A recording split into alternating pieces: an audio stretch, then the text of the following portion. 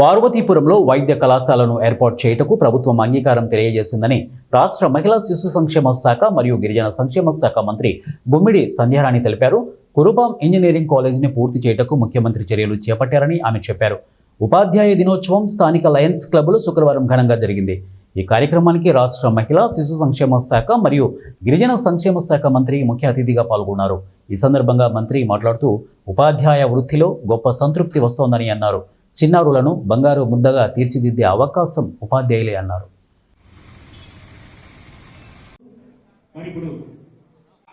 మీకున్న రెస్పెక్ట్ ని ఇప్పటి ఉన్న మా యువ నాయకులు నారా లోకేష్ గారు టీచర్స్ కి ఎంత ఇస్తారు అనేది మీ అందరికీ తెలిసిందే. విద్యా వ్యవస్థలో మార్పులు, స్కూల్లో మార్పులు, మీకు కావాల్సిన ప్రతి ఫెసిలిటీస్ ని స్కూల్స్ కి టీచర్స్ కి క్లస్టర్ గా తీసుకొచ్చి ఒక ప్రక్షాళన చేయాలి. ఆంధ్రప్రదేశ్ ని విద్యాంధ్రప్రదేశ్ గా మార్చాలి. ఖచ్చితంగా ఒక కేరళ గురించి మాట్లాడతారు, ఒక ఢిల్లీ గురించి మాట్లాడతారు. రాబోయే తరాలు ఆంధ్రప్రదేశ్ విద్యా వ్యవస్థ గురించి దేశంలో ప్రతి ఒక్కరు మాట్లాడాలని ఒక ప్రణాళికబద్ధంగా వెళ్తున్నారు. మరొకసారి ఇందాక టీఓ గారు చెప్తున్నట్లు పార్వతీపురం మన్యం జిల్లా మొదటి స్థానాన్ని మనమే ఉంచేసుకోవాలి. మీరు రిటైర్ అవుతున్న మీ తరాలు నెక్స్ట్ తరా టీచర్లు కూడా ఈ మొదటి స్థానం అనేది పార్వతులకు ఫిక్స్ అయిపోయే విధంగా మీరు కూడా కృషి చేయాలని కోరుకుంటున్నాను.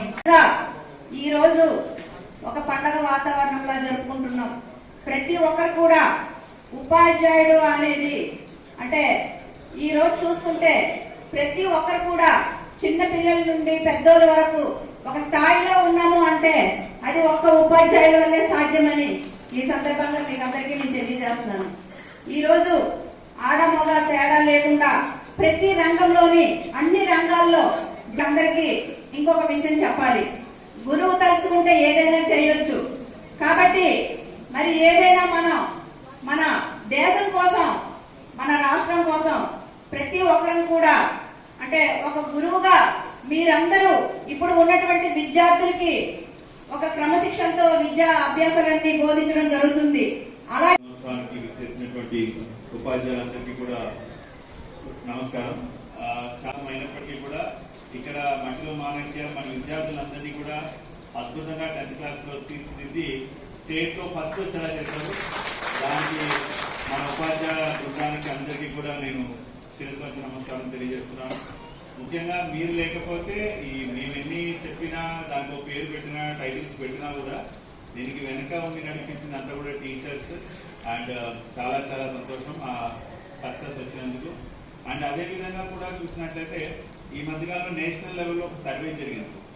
సో పరాక్ సర్వే ప్రకారం కూడా చూస్తే ప్రతి ఒక్క స్కూల్లో కూడా విద్యార్థులకి కనీస నాలెడ్జ్ అంటే మినిమం లెవెల్స్ ఆఫ్ లెర్నింగ్ అంటారు కదా, అభ్యసన స్థాయి. సో దాన్ని కూడా పరిశీలిస్తే కూడా మన జిల్లా టాప్ 10లోనే ఉంది. అది కూడా గమనించాలి. అంటే ఏంటంటే మినిమం వాళ్ళకి కుడికలు, తీసివేతలు, గుణకారం, భాగాహారాలు వచ్చాయా లేదా, తెలుగు పుస్తకం చదవగలుగుతున్నారు లేదా, అంటే కనీస అభ్యసన స్థాయి తీసుకురావడంలో కూడా మన జిల్లా రాష్ట్రంలో టాప్ 10లోనే ఉంది. అంటే అందులో వేర్వేరు పారామీటర్స్ లో వేర్వేరు ర్యాంకింగ్స్ ఉంటాయి.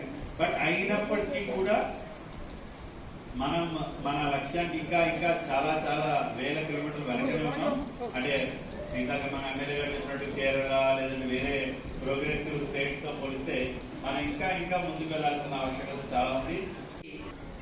చాలా సంతోషం. ఎందుకంటే ఇప్పుడు ఆల్రెడీ టీచర్స్ డే అంటే ఏంటి, సర్వేపల్లి రాధాకృష్ణ గారు ఎవరు ఏంటి అవన్నీ నాకు ముందు మాట్లాడిన పెద్దలందరూ కూడా చెప్పారు. ముఖ్యంగా తల్లి తండ్రి తర్వాత గురువే దేవుడితో సమానం. అలాంటి గురువుల కులంలో ఉన్నాం మనం అందరూ. ఎందుకంటే నేను కూడా టీచర్నే కాబట్టి మన అందరిది ఒకటే కులం. గురువులకి ఎప్పుడు కూడా ఉన్నతమైన స్థానం ఉంటుంది. నాకంటే ముందు మాట్లాడిన పెద్దలందరూ కూడా చెప్పారు. గురువుని ఎప్పుడు కూడా ఎక్కడ చూసినా ఖచ్చితంగా నమస్కారం పెట్టాలి. అదే మన సంస్కృతి, సంప్రదాయం, సభ్యత కూడా. గురువులందరూ కూడా ఈరోజు చాలా మంది కూడా అనుకుంటారు టీచర్స్ వెళ్తారు, హాయిగా ఫ్యాన్ కింద కూర్చుంటారు, ఏదో 4 ముక్కలు చెప్తారు, వస్తారని చాలా మందిలో అపోహ ఉంది. కానీ ఉదయం 9 నుండి సాయంత్రం 5 దాకా మాట్లాడుతూ వాళ్ళ ఆయుష్ను కూడా తగ్గించుకుంటారని చాలా మందికి తెలియదు. అది ఒక గురువు గొప్పతనం. మనం మాట్లాడతాం. ఎందుకంటే ఒక్కసారి పాఠం చెప్పిన తర్వాత చాలా మంది పిల్లలకు అర్థం కాకపోవచ్చు. రెండోసారి చెప్తాం, మూడోసారి చెప్తాం వాళ్ళు. ఎందుకంటే ఇందాక పెద్ద చెప్పినట్టుగా నిజంగానే ఇంట్లో ఒక్క పిల్లలున్నా ఇద్దరు పిల్లలున్నా చూడలేక స్కూల్కో లేకపోతే ఏదో